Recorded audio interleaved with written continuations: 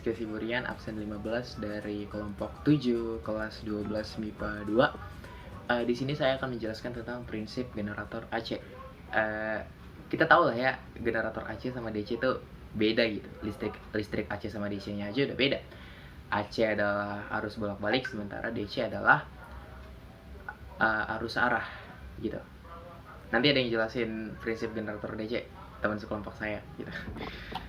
Sebelum kita masuk ke rumus-rumus yang ribet itu, kita harus tahu dulu arti generator listrik.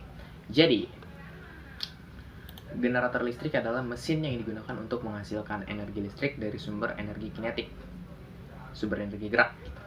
Prinsip kerja dari generator listrik adalah induksi elektromagnetik. Jadi, si generator ini fungsinya adalah mengubah energi gerak menjadi energi listrik dengan induksi elektromagnetik. Nah, induksi elektromagnetik ini adalah fenomena timbulnya arus listrik karena adanya perubahan flux magnetik. Jadi nanti kita ada rumus yang dipakai, perubahan flux magnetik, medan magnet gitu, bla bla bla gitulah. Lanjut ke generator AC. Nah, ini generator AC bekerja dengan prinsip dasar induksi elektromagnetik yang dihasilkan oleh stator dan rotor. Nah, inilah penggeraknya.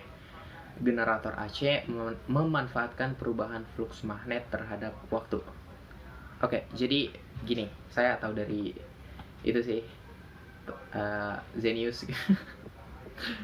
Ini kan kutub utara, north gitu. Ini kutub selatan.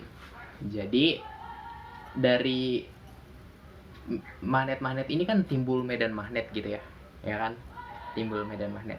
Nah, di tengah-tengahnya ada kumparan. Kumparannya ini digerakkan gitu, searah jarum jam.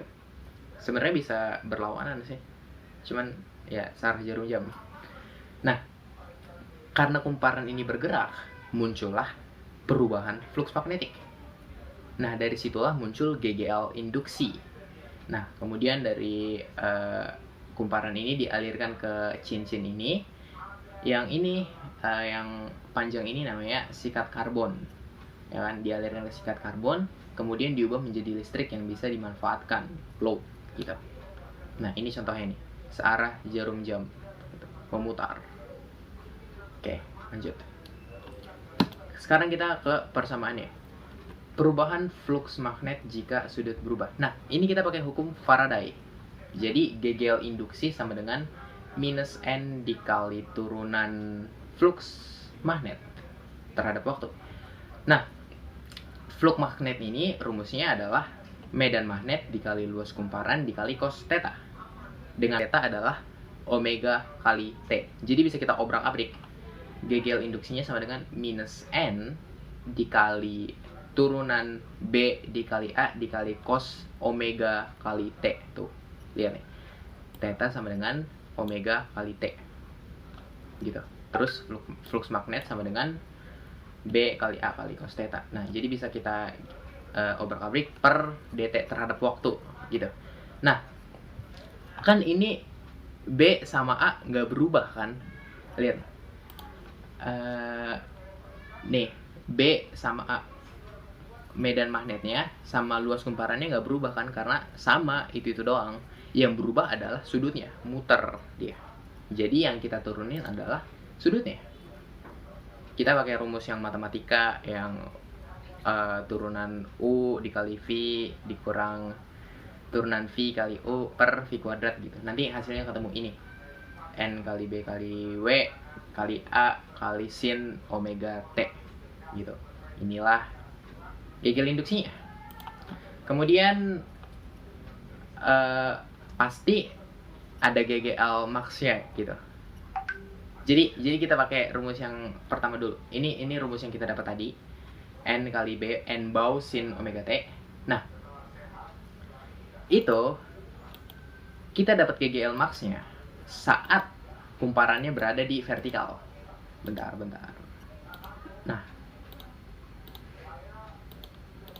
Nah, inilah ya vertikal. Kan kumparannya muter gini kan ya. Nih, dari horizontal begini, muter lagi gitu. Jadi kita dapat GGL max-nya saat kumparan berada di vertikal gitu. Karena dia pakai sin, jadi kita bisa lihat grafiknya kayak begini gitu. GGL max terjadi jika sin omega T sama dengan 1.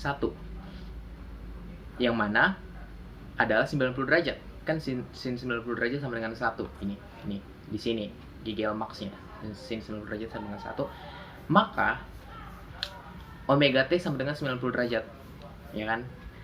Kemudian omega ini bisa dipecah lagi jadi 2pi per periode dikali waktu sama dengan pi per 2. Kan 90 derajat sama dengan 180 bagi 2 kan. Nah, kemudian waktu bernilai maksimum jika seperempat periode. Ini dia maksimum ya. Oke, terima kasih. Saya akan membahas tentang generator DC. Apa itu generator DC? Generator DC adalah sebuah perangkat mesin listrik dinamis yang mengubah energi mekanis menjadi energi listrik yang menghasilkan arus DC atau arus arah. Pada umumnya, generator DC dibuat dengan menggunakan magnet permanen dengan 4 kutub rotor, regulator tegangan digital, proteksi terhadap beban lebih, starter eksitasi, penyearah, bearing, dan rumah generator atau chassis, serta bagian rotor. Kita masuk ke bagian konstruksi. Bisa dilihat itu merupakan gambar konstruksi generator DC. Generator DC ini terdiri dari 2 bagian, yaitu stator dan juga rotor. Stator yaitu bagian mesin DC yang diam dan terdiri dari rangka motor, belitan stator, sikat arang, bearing, dan terminal box. Sedangkan bagian rotor yaitu bagian mesin DC yang berputar dan terdiri dari komutator, belitan rotor, kipas rotor, dan juga poros rotor. Fungsinya yaitu komutator berfungsi untuk menyearahkan tegangan bolak-balik, silinder konduktor sebagai plat konduktor, brush atau sikat arang yang berguna untuk mengumpulkan arus yang dihasilkan dari komutator. Selanjutnya, prinsip kerja. Prinsip kerjanya suatu generator arus arah berdasarkan hukum Faraday seperti persamaan yang tertera di atas, itu EA sama dengan d pi per dt, di mana N merupakan lilitan, Pi merupakan fluksi magnet, dan EA merupakan tegangan induksi atau GGL. Dengan lain perkataan, apabila suatu konduktor memotong garis-garis fluksi magnetik yang berubah-ubah, maka GGL akan dibangkitkan dalam konduktor itu atau hukum Faraday. Nah, syarat-syarat untuk dapat membangkitkan GGL itu ada 3. Yang pertama, harus ada konduktor atau hantaran kawat, harus ada medan magnetik, dan juga harus ada gerak atau perputaran dari konduktor dalam medan, atau ada fluksi yang berubah yang memotong konduktor itu. Nah, itu bisa dilihat dari gambar prinsip kerja. Nah, generator DC sederhana itu dengan sebuah penghantar kutub tersebut. Dengan memutar rotor atau penghantar, maka pada penghantar akan timbul EMF atau electromotive force. Nah, kumparan ABCD itu terletak dalam medan magnet sedemikian rupa sehingga sisi AB dan CD terletak tegak lurus pada arah flux magnet. Kumparan ABCD diputar dengan kecepatan sudut yang tetap terhadap sumbu putarnya yang sejajar dengan sisi AB dan juga sisi CD. GGL induksi yang terbentuk pada sisi AB dan sisi CD itu besarnya sesuai dengan perubahan flux magnet yang dipotong kumparan ABCD. Untuk menentukan arah arus pada setiap saat berlaku pada kaidah tangan kanan, mana ibu jari sebagai gerak perputaran, jari telunjuk sebagai medan magnetik kutub utara dan selatan, dan jari tengah sebagai arah tegangan V dan arus I fluksi dihasilkan oleh arus medan. Nah, akibat perputaran pada belitan jangkar atau armature, maka timbul dengan tegangan induksi pada belitan jangkar, yaitu seperti persamaan di atas, di mana EA itu menjadi tegangan induksi atau volt, C sebagai konstanta generator, Pi sebagai fluksi atau Weber, dan N putaran generator atau RPM. Nah, dari persamaan itu juga terlihat bahwa tegangan induksi EA berbanding lurus dengan arus medan dan putaran generator. Selanjutnya ada jenis-jenis generator.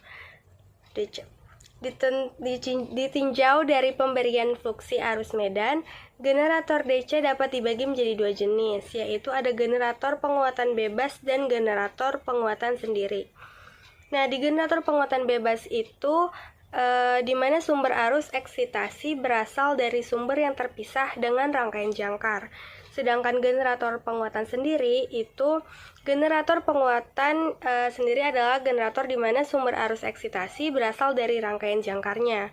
Nah, generator penguatan sendiri ini terdiri dari 3 jenis. Yang pertama, ada generator penguatan seri atau bebas, yang prinsip kerjanya dengan memberikan tegangan induksi pada statornya. Yang kedua, ada generator penguatan paralel atau shunt. Ini prinsip kerjanya yaitu dikoppel dengan motor DC. Dan yang terakhir itu generator penguatan kompon seri dan juga paralel. Prinsip kerjanya menggabungkan antara generator shunt dan juga generator bebas. Nah, di generator penguatan kompon ini terdapat 2 juga, yaitu kompon pendek dan juga kompon panjang. Tegangan pada generator penguatan sendiri itu timbul akibat adanya magnet sisa atau remanensi.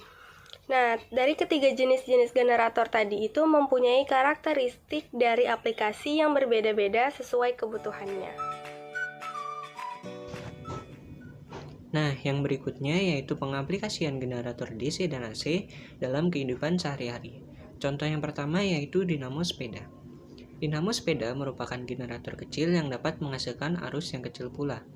Pada dinamo sepeda, prinsip kerjanya yaitu mengubah energi gerak atau energi kinetik menjadi energi listrik. Dinamo sepeda ini hanya menyalakan lampu depan dan lampu belakang.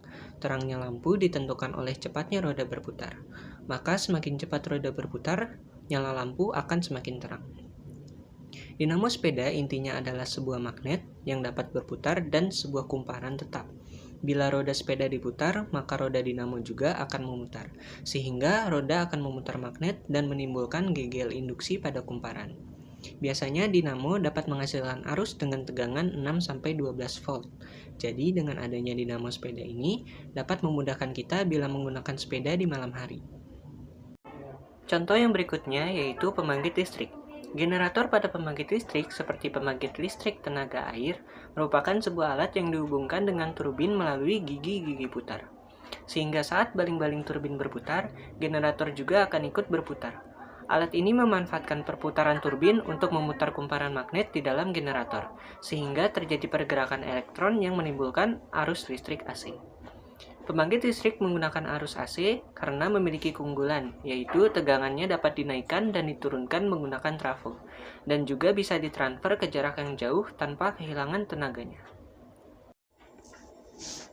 Contoh berikutnya yaitu genset. Genset atau generator set adalah perangkat kombinasi antara pembangkit listrik atau generator dan mesin penggerak yang digabung dalam satu set unit untuk menghasilkan tenaga listrik. Mesin penggerak pada genset umumnya merupakan mesin pembakaran internal berupa motor atau mesin diesel dengan bahan bakar solar dan mesin dengan bahan bakar bensin. Sedangkan generator adalah perangkat yang mengubah energi mekanik menjadi energi listrik. Genset biasa digunakan untuk menghasilkan daya listrik alternatif, seperti ketika suplai pasokan daya listrik dari suatu industri pembangkit listrik padam atau off, atau keadaan di mana tidak ada pasokan jaringan listrik di daerah tersebut, atau juga biasa digunakan ketika diperlukan daya listrik tambahan. Yang berikutnya yaitu contoh soal. Soal yang pertama, sebuah generator memiliki luas bidang kumparan 300 cm persegi yang terdiri atas 800 lilitan berada dalam medan magnetik tetap 9x10⁻²⁰ Tesla. Apabila kumparan diputar pada kecepatan sudut sebesar 40 radian per second, tentukan berapa volt gegel maksimum yang dihasilkan oleh generator tersebut. Pada soal diketahui yaitu medan magnet sebesar 9x10⁻² Tesla, luas bidang kumparannya itu 300 cm persegi atau 3x10⁻² meter persegi, banyak lilitan sebanyak 800 lilitan, dan percepatan sudut yaitu 40 radian per second. Yang ditanyakan adalah GGL maksimum. Maka rumus dari GGL maksimum sendiri yaitu ban dikali dengan omega, yaitu medan listrik dikali luas bidang kumparan dikali dengan banyak lilitan dikali dengan percepatan sudut. Maka tinggal dimasukkan angkanya yaitu 9x10⁻² dikali 3x10⁻² dikali 800 dikali 40 akan menghasilkan 86,4 volt. Jadi GGL maksimum yang dihasilkan generator adalah 86,4 volt. Kemudian soal berikutnya, sebuah generator armaturnya memiliki luas 400 cm persegi, terdiri atas 500 lilitan. Jika armaturnya berada dalam medan magnet 0,1 Tesla, berapakah frekuensi putarnya supaya menimbulkan tegangan maksimum 220 volt? Di soal diketahui yaitu luas bidang kumparan yaitu 4 kali 10 pangkat min 2 meter persegi, besar medan magnet sebesar 0,1 Tesla, banyak lilitan sebanyak 500 lilitan, dan tegangan maksimum 220 volt. Dan ditanyakan frekuensi putarnya. Maka rumusnya yaitu tegangan maksimum sama dengan jumlah lilitan dikali dengan medan magnet dan dikali dengan luas bidang kumparan dikali dengan omega atau percepatan sudutnya. Di sini percepatan sudutnya diuraikan lagi menjadi 2πf atau 2π dikali dengan frekuensi. Frekuensi akan pindah ke ruas kiri sehingga persamaannya menjadi frekuensi sama dengan tegangan maksimum per jumlah lilitan dikali medan magnet dikali luas bidang kumparan dikali 2π. Maka tinggal dimasukkan angkanya dengan pi sebesar 3,14, lalu akan menghasilkan 220 per 12,56, maka frekuensinya sama dengan 17,5 Hz.